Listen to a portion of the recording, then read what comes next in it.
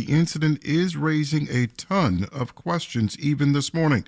To answer them, WNYC's housing reporter David Brand went up to the scene and even visited the basement of an adjacent building in the complex to get a sense of how the infrastructure worked.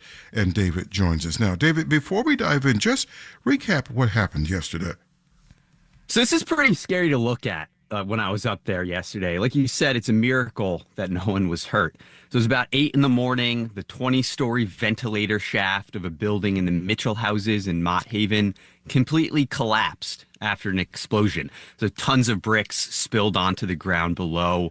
Think of like a chimney crumbling, and it left behind this 200-foot gash up the entire side of the building. I spoke with residents who were in their apartments at the time, and they told me it was terrifying. Here's Wilfredo Melendez. He's 52 and he lives on the 8th floor. This is how he described the collapse. This morning I'm upstairs and that shook 3 bangs, and I thought it was a war, like a bomb. They hit the building with a bomb. Boom! And you can feel the floor shaking, you know. And then the second one came. Boom! And that's when I grabbed the dog, because the dog screamed. I grabbed my little dog and I shot down. I even left the door open. Melendez said the police did let him go back inside to close the door and get any items he needed, but he was pretty shaken up. Are tenants back in the building this morning? Well, tenants who would live in the apartments right next to that chimney that crumbled were relocated, and that's going to last at least 2 days while inspectors and engineers just make sure it's structurally sound. Most of the other tenants were allowed to return, but some people told me they are scared and they have no plan to go back anytime soon. Dee English said she's been living there for 25 years and she was in her apartment during the collapse and she felt traumatized. No way, I'm not staying. It's too dangerous. It's not safe. It hasn't been safe. She says she and the 4 family members she lives with were deciding late last night whether they were going to stay with her sister or a friend, but in both situations, pretty crammed apartments. Do we know what led to the explosion, David? Well, that's the question. We still don't know the exact answer to that. City investigators are focusing on the boiler that provides heat and hot water for the building. 3 tenants did tell me they smelled gas in the days leading up to the collapse, and this might be like a smell something, say something situation. During a press conference yesterday, Mayor Adams said it's a lesson to call 911 if you smell gas, especially now that it's heating season, if you're turning on your boiler. Con Edison did turn off the gas to the complex, so tenants who are staying there now have to cook with hot plates. Now, big picture here, David. What does this say about the state of the city's public housing?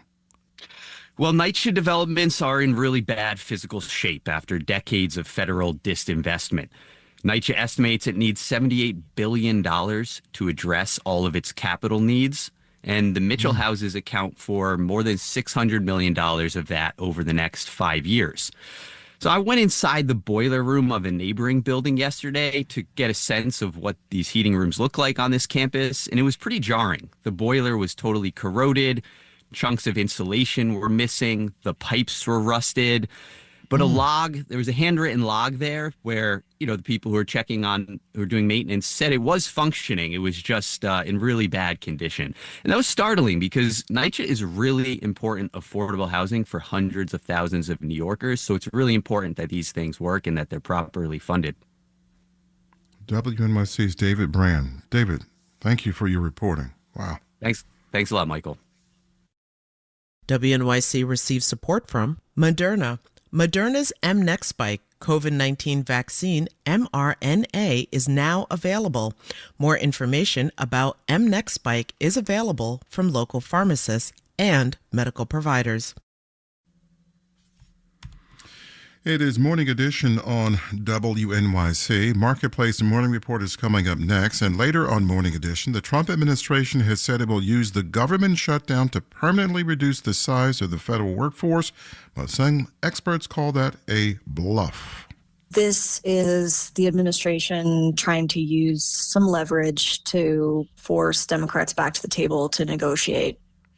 A closer look at what's going on coming up in about 15 minutes on Morning Edition.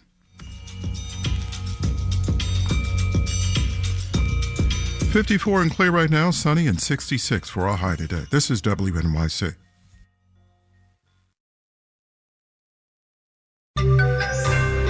What do you get when you mix a slowdown in hiring with a little job market desperation and a dash of AI? You get job scams. Marketplace Morning Report is supported by Amazon Business, dedicated to helping businesses save time on office tasks and empower leaders with business buying solutions that support teams to focus on growing the business. Learn about smart business buying at amazonbusiness.com. From Marketplace, I'm Sabri Benishore, in for David Brancaccio. Scams in a minute. First, there are reports this morning that the Trump administration is sending out a memo to elite universities and pressuring them to sign it in order for them to receive preferential treatment and funding. The agreement would affect things like admissions policies, as Marketplace's Nancy Marshall-Genzer reports. The White House calls the memo a compact for academic excellence in higher education. This was first reported by the Wall Street Journal. The journal says the compact outlines a series of demands, like a 15% cap on international undergraduate student enrollment, a 5-year tuition freeze, requiring applicants to take the SAT or another test. Schools signing the agreement would also have to commit to banning consideration of race or gender in admissions or hiring. The journal says 9 schools received the memo, including Vanderbilt, MIT, and Dartmouth College. I'm Nancy Marshall-Genzer for Marketplace. At the center of the shutdown fight, political maneuvering aside, is ostensibly healthcare. There have been a bunch of changes to healthcare policy under this administration. Even more changes are coming down the pipeline. But Democrats are arguing this moment in particular is key. Marketplace's senior Washington correspondent Kimberly Adams has more. Tens of millions of Americans buy insurance through the Affordable Care Act exchanges, and they are one focus of Democrats' demands. Brian Blaze is president of Paragon Health Institute. They propose a permanent extension of Biden-era Obamacare subsidy enhancements to health insurers. About 24 million people use those enhancements, according to Cynthia Cox at the health policy research nonprofit KFF. There had been extra financial help or enhanced premium tax credits that were lowering premiums for the last several years for people who buy their own insurance. With those tax credits set to expire, people are going to start seeing higher prices when they sign up for health insurance come open enrollment in November, says Kitty Richards at economic policy think tank Groundwork Collaborative.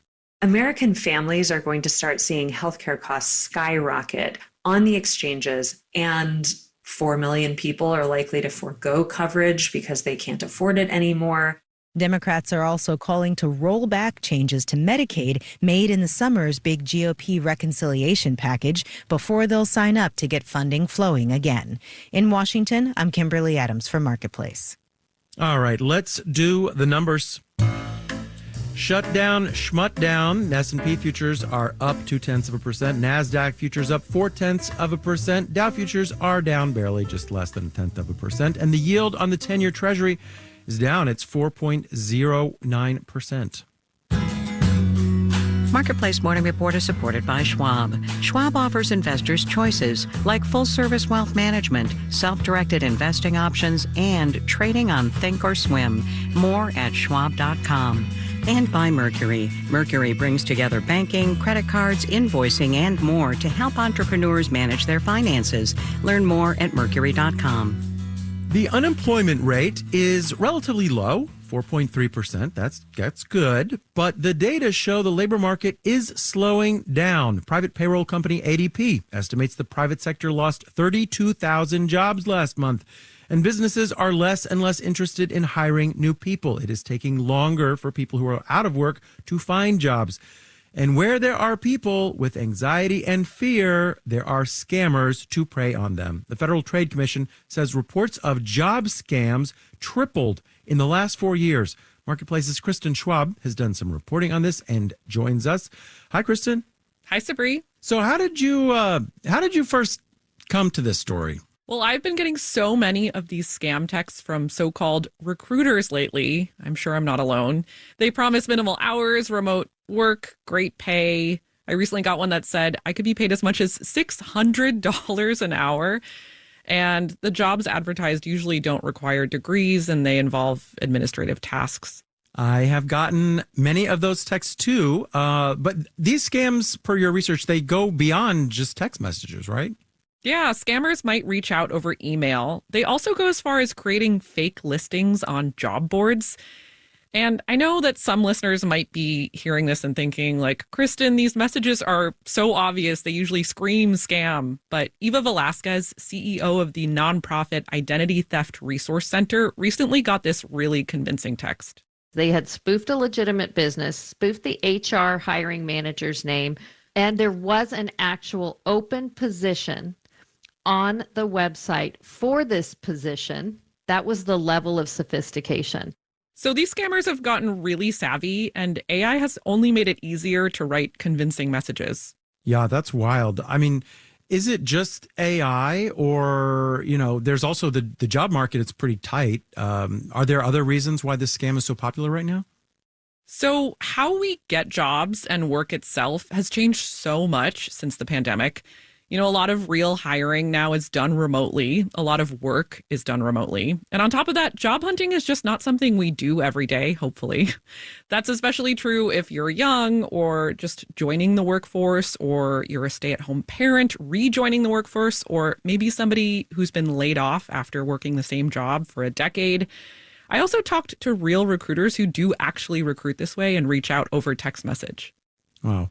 Well, how do job seekers, protect themselves from the fake ones? So unfortunately, it's really on the job seeker. Experts told me before applying, you should call both the recruiting company and the company they're hiring for to verify your contact and the job opening. Personally, I think that's a really tall task. People are applying for dozens, maybe hundreds of jobs. But it is a good idea to take that step before giving out any personal information beyond your name and location. A recruiter told me in this day and age, your resume doesn't need super personal information like a specific address. Oh, wow. We have been speaking with my colleague, Marketplace reporter Kristen Schwab. You can hear more of her reporting on job search-related scams at marketplace.org. Kristen, so good to talk to you.